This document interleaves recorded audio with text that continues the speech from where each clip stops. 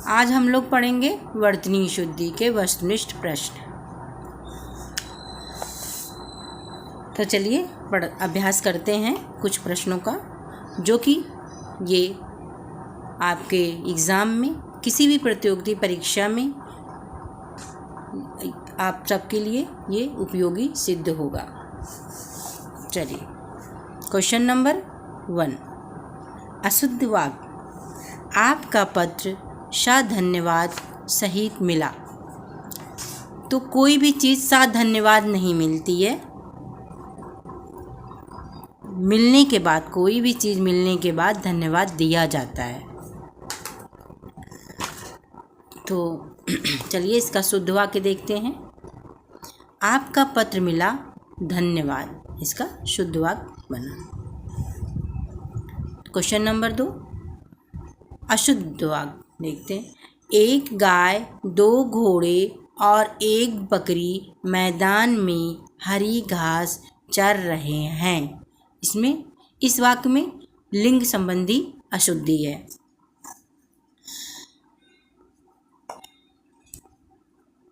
चलिए देखते हैं शुद्ध वाक्य इसका कैसे बनता है।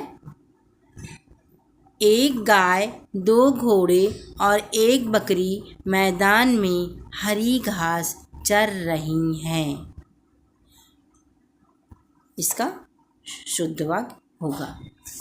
चलिए क्वेश्चन नंबर 3, अशुद्ध वाक्य। मैं 100 रुपये का टिकट खरीदा।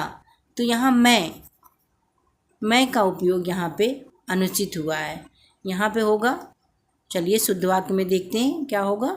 मैंने 100 रुपये का टिकट खरीदा, ये शुद्ध वाक्य हुआ। क्वेश्चन नंबर 4, अशुद्ध वाक्य। आपकी सौभाग्यवती कन्या का विवाह होने जा रहा है। सौभाग्यवती तब औरतों को कहा जाता है जब उनका विवाह हो चुका होता है। ठीक है, तो चलिए इसका शुद्ध वाक्य कैसे बनता है ये हम देखते हैं।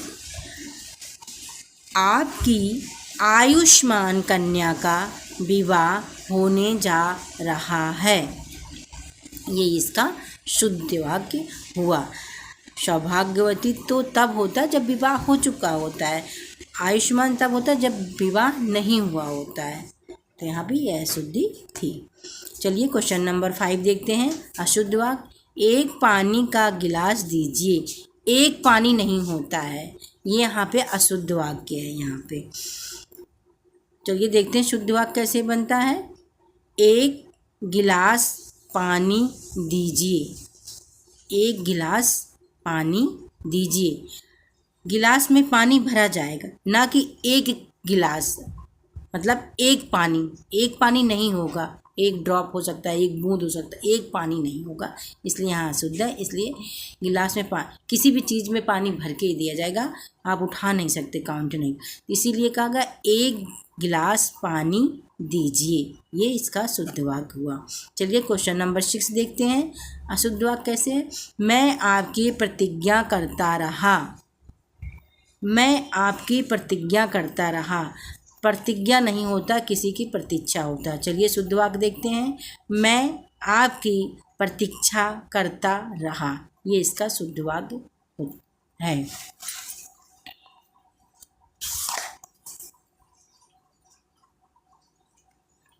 चलिए क्वेश्चन नंबर 7 देखते हैं, अशुद्ध वाक्य। प्रत्येक प्राणी को स्वयं आत्मनिर्भर होना चाहिए। तो देखिए इसमें क्या,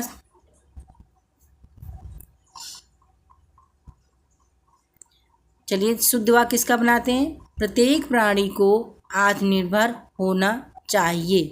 इसमें क्या दिया गया, प्रत्येक प्राणी को स्वयं आत्मनिर्भर होना चाहिए। आत्मनिर्भर आदमी स्वयं होता है, ये इसका स्वयं जो है अनुचित वाक्य है।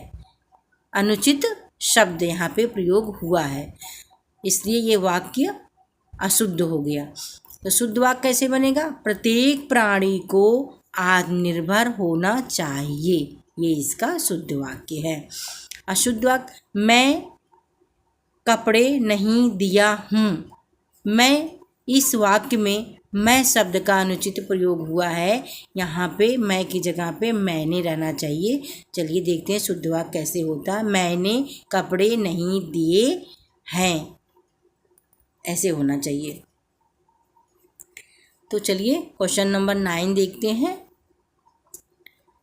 वे 2 9 11 हो गया। 9 2 11 ये तो मुहावरा है, तो 2 9 11 नहीं होता है मुहावरा, 9 2 11 होता है। तो यहाँ पे जो 2 9 11 हो गया, यहाँ पे होगा, ये गलत लिखा गया है। चलिए शुद्ध वाक्य देखते हैं कैसे बनता है। वह 9 2 11 हो गया, मतलब भाग गया। ये वाक्य शुद्ध हुआ। चलिए क्वेश्चन नंबर 10 देखते हैं।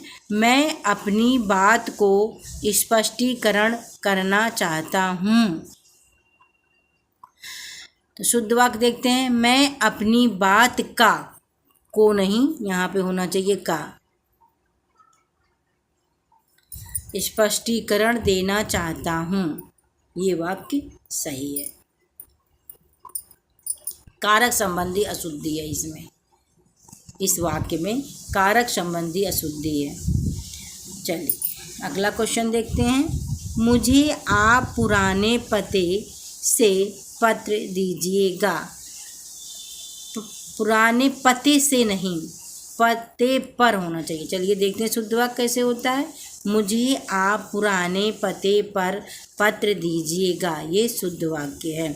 अशुद्ध वाक्य, चलिए अगला क्वेश्चन देखते हैं। अशुद्ध वाक्य। उनकी अपनी प्रखर बुद्धि हर काम में प्रकट होती है।